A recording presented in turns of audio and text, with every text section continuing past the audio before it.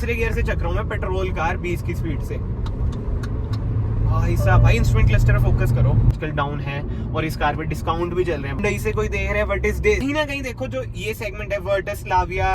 Hello everyone, welcome back to another video. I hope सब कुछ बढ़िया चल रहा है सबकी जिंदगी में। आज भाई मैं आ रखा हूँ हिमाचल की साइड, मतलब कि भाई एट प्रेजेंट मैं हूँ सोलन में। और आज की वीडियो में ना मैं चलाने वाला हूँ भाई ऑल न्यू वर्ना का 1.5 टर्बो, जो कि है टॉप मॉडल और भाई best in segment. Power specification इसमें आपको मिल जाती है 1500 सीसी का टर्बो पेट्रोल इंजन इसमें आपको मिल जाता है, जो आपको प्रोवाइड करता है 160 bhp। ये देखो भाई स्टार्ट है, रिफाइनमेंट देख लो यार, टर्बो इंजन 4 सिलेंडर लाजवाब। और अराउंड इसमें 250 Nm ऑफ ना आपको टॉर्क मिल जाती है। अब चलते हैं कार में और ओनर है कार के सोहिद भाई। भाई कैसे हो? ऑल गुड भाई, थैंक यू सो मच, आपने मुझे इतनी बढ़िया कार चलाने का मौका दिया। नहीं, अपनी गाड़ी है। भाई कैमरा पकड़ो आप, और बेल्ट हम पहनते हैं। और आपको मैं बिल्कुल ही ऑनेस्ट एक्सपीरियंस शेयर करूंगा, ये नहीं कि ओनर बैठे हैं, ओनर से मैंने बात कर रखी है, मैं कहा अगर कुछ बुराई करी भाई देख लेना, नाराज ना होना।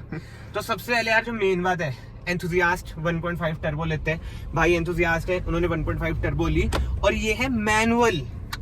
मान गया भाई, मैनुअल बहुत कम लोग लेते हैं, ज्यादातर ना लोग डीसीटी आते हैं इसमें, वो लेते हैं। टॉप वेरिएंट की बात करें ना, इसमें जो एक्स्ट्रा फीचर्स मिलते हैं ये देख लो आप, वेंटिलेटेड सीट, हीटेड सीट्स मिल जाती है, लेवल 2 एडास मिल जाता है, डिटेलिंग ज़ीला का लोगो भी मिल जाएगा भाई, इधर जरूर विजिट करना अगर मैं सर्विस अवेल करनी है। बट हाँ, कहीं ना कहीं देखो जो ये सेगमेंट है वर्टस स्लाविया होंडा सिटी वर्ना, इंटीरियर वाइज ना वर्ना का इंटीरियर यार बहुत प्रीमियम है, खासकर रात को इसकी जो एम्बिएंट लाइट है भाई, उधर भी दिखाओ जहाँ पे स्ट्राइप्स हैं, इधर भी बनी हुई आती है इसकी एम्बिएंट लाइट, मतलब कि जलती है एम्बिएंट लाइट इसकी।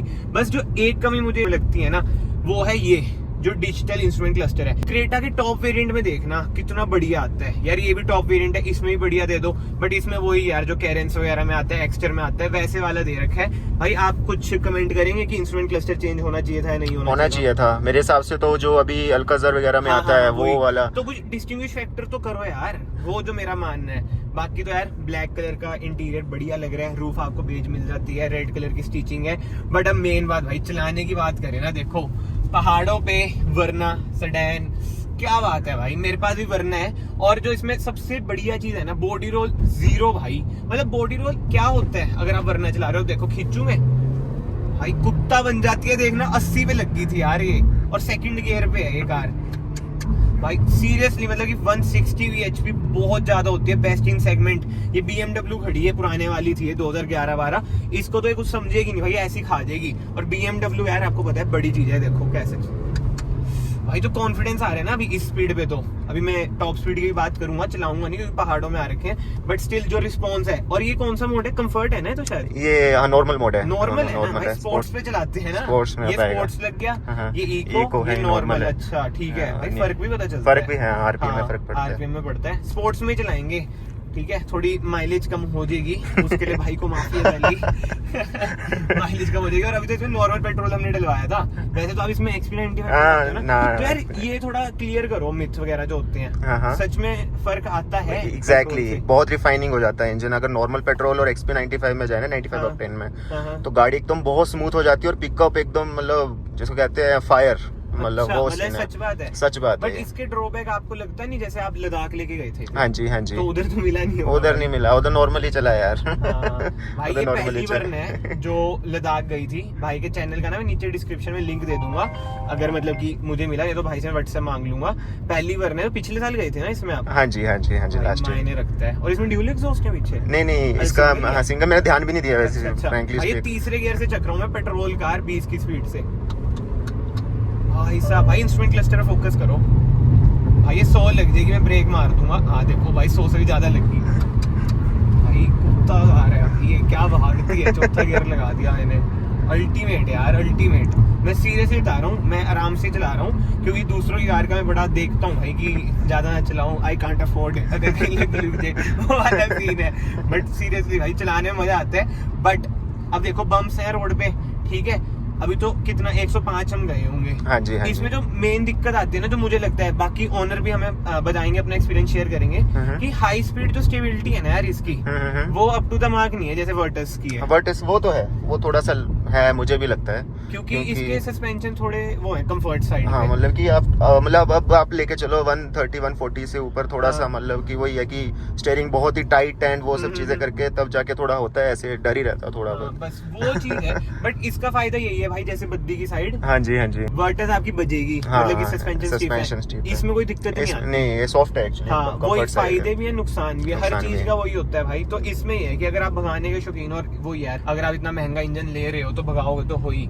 तो मेजर ड्रॉबैक पर्सनली मुझे ये लगता है, ठीक है, और मुझे कोई दिक्कत नहीं लगती। और हाँ भाई, दिक्कत ब्रेकिंग में, अभी हम ऊपर सोलन में थे ना, मतलब वैसे भी कहीं पे जैसे बजरी बुजो, इसका जो एक जैसे मेरे पे वरना है यार, अजीब सा ना घिसती है कार, जैसे नीचे बजरी वगैरह हो ना, मतलब समझ नहीं आता क्या है, एबीएस वर्क करता है, क्या करता है। हाँ, और हाँ, हर हुंडई की कार में दिक्कत है, खाली इसमें नहीं है, वरना में ये है। VRS VW में भाई ऐसा नहीं है ना। और इसमें 1.5 टर्बो में एक और चीज जो आज मैंने नोट करी, भाई ने बताया, अगर आप ऑटोमेटिक लेते तो रियर में डिस्क ब्रेक मिलती है। हाँ, रियर में डिस्क ब्रेक। भाई ऑटोमेटिक से ज्यादा तो मैनुअल भागेगी आपकी, इसमें रियर में डिस्क ब्रेक नहीं है। अगर हुंडई से कोई देख रहा है व्हाट इज दिस, ये थ्योरी हमें समझाओ। और अगर ऑन अ सीरियस नोट, अगर किसी मेरे भाई बंधु को पता है ऐसा क्यों है, तो प्लीज यार जरूर बताना। आई नो DCT महंगा पड़ता है, ऑन रोड ज्यादा, एक्स शोरूम भी महंगा पड़ता है उसका, बट स्टिल यार ये क्या चीजें हैं, ये नहीं मुझे समझ आया। जब आपने ली थी कार उस टाइम आपने DCT क्यों नहीं लिया था?